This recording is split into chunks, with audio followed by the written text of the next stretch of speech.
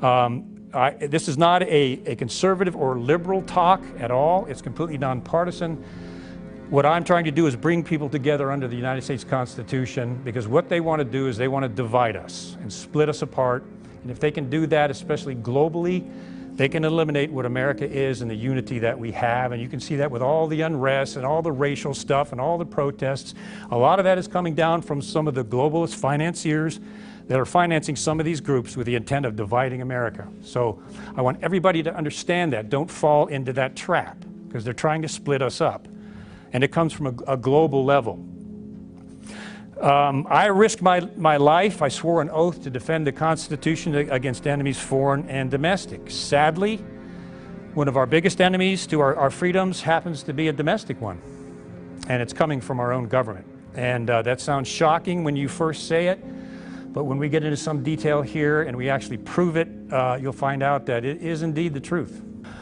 In a few years, we may no longer have a constitutional republic. Some people think that we already do not have a constitutional republic. And I, sadly, personally happen to be one of those. That the Constitution is over, except for those of us that still adhere to it as the supreme law of the land. The government has superseded that in a gross fashion.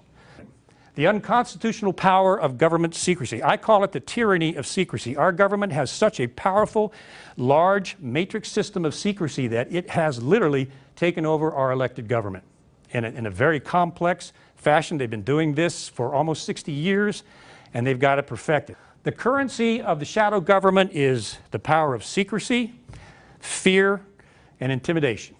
That's the shadow government. I know, because I was a part of that. I was a counterintelligence officer, interviewer, and that's how it works. The currency of the deep state is money, power, and greed. The Council on Foreign Relations in the beginning and the CIA had a direct established contract with the mainstream media.